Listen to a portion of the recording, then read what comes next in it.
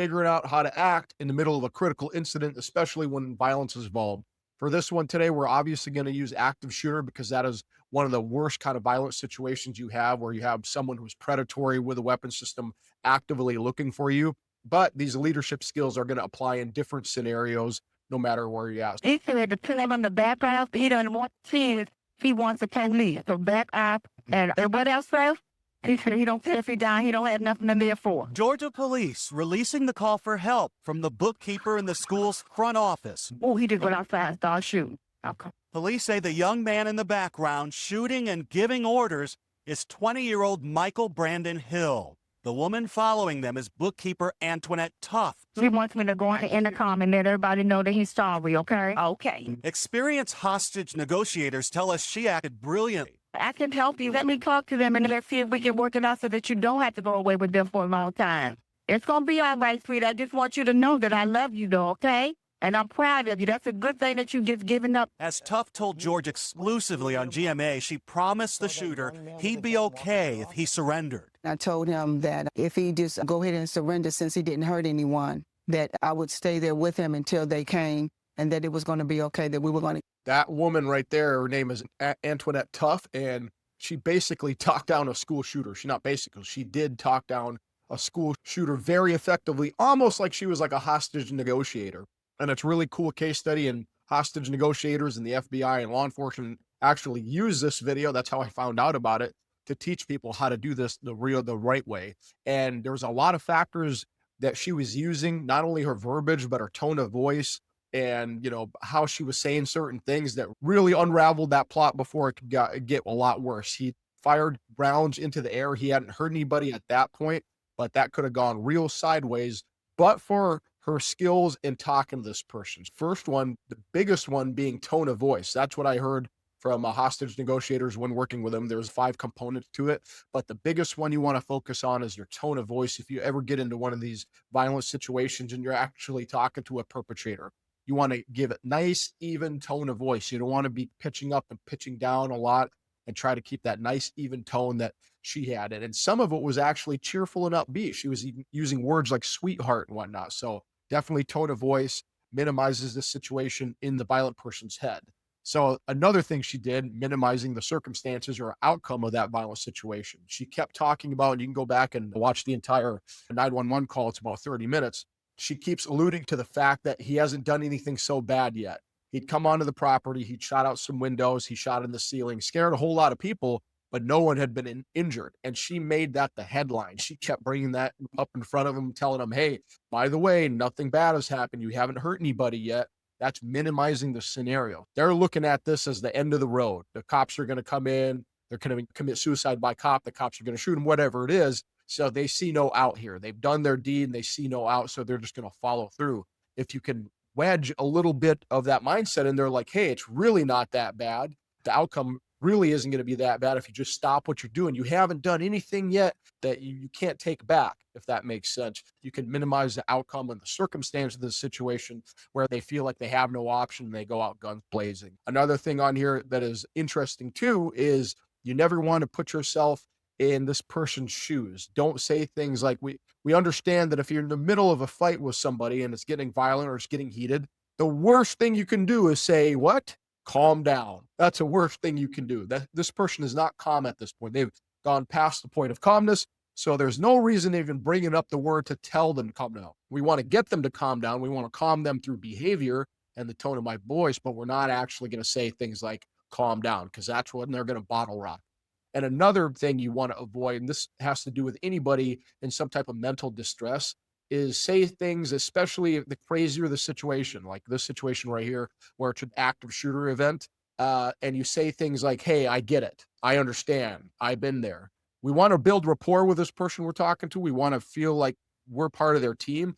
But if you say something like that, that could cause them to get violent and get mad very quickly, because you don't understand what they're going through, because you didn't bring a gun into a school. Obviously, you don't understand. You don't understand their background. I'm not saying it justifies any of this stuff, but to verbally say that to someone in distress in the middle of a distressful situation is not a good thing. It could cause them to get violent. Let's talk about command presence. Most people outside of law enforcement, or probably fire, or maybe even EMS paramedic, probably never really heard of this. command presence. You can have command presence as a public speaker, but we're talking about in a leadership sense. So what's the definition of a command presence?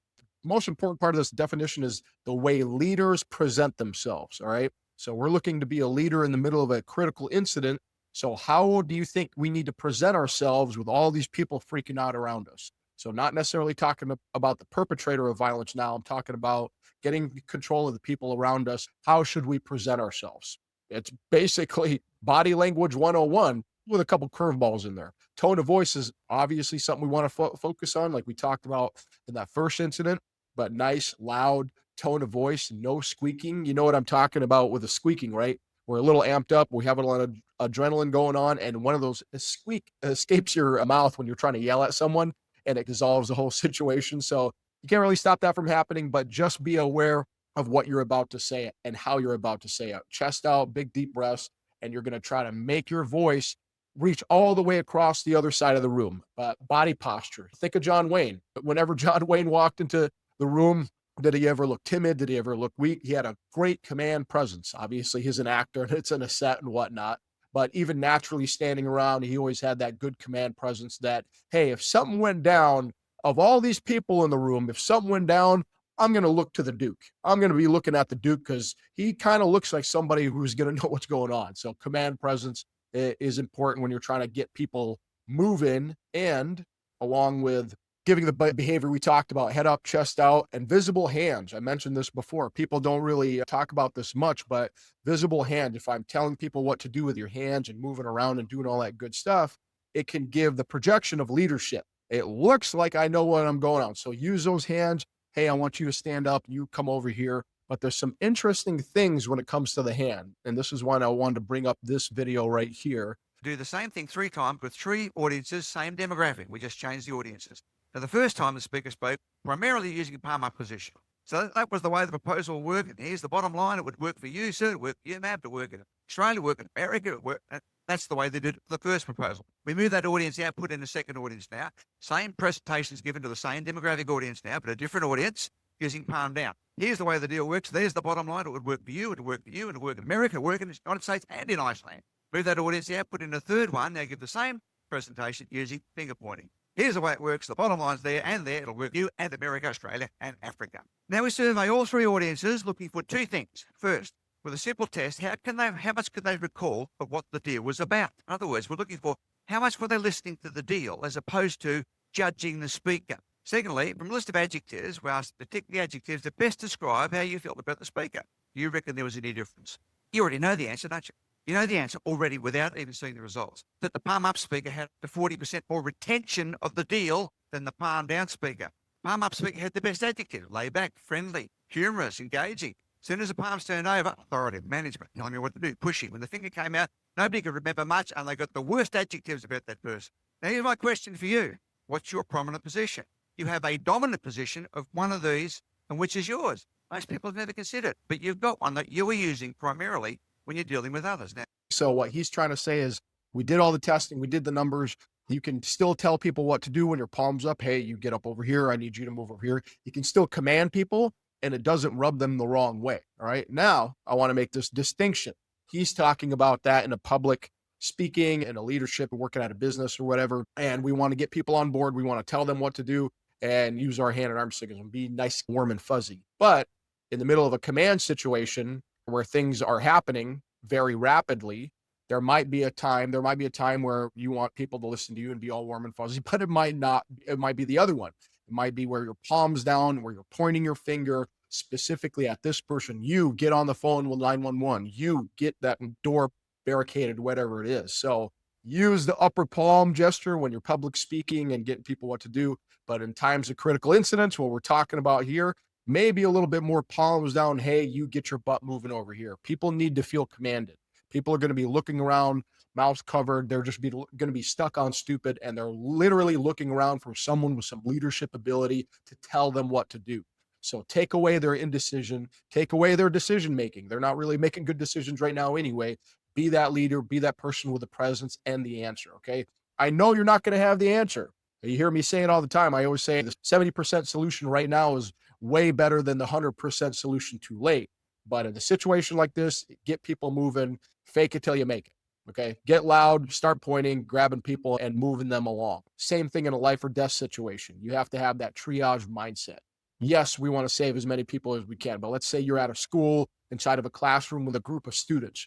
You have to look around and have that triage mindset. Maybe you can see activity happening in other classrooms, but you have to look around at what you got with you right in front of you, all those kids, and go, you know what? How can I physically help the people around me right now? How can I help this group of people? Yeah, we want to stop the shooter. Yeah, we want to lock everything down and save everybody else. But you have to triage and understand what you can do with the people you got. Can you evacuate these people quickly? Can they run to a window, a door, whatever it is? So while we might have that urge to run towards the sounds of battle, like Marines like to do, you might need to assess your situation and look around going, who can I physically help right now? There might be a situation where you evacuate people and you go back in to help one, but at that certain point, get them out and then see what you can do from there. So just want everyone to have that triage mindset. We use it in the medical sense, but I want everybody walking around with that mentality there. So someone had said, right, knife hand equals balance.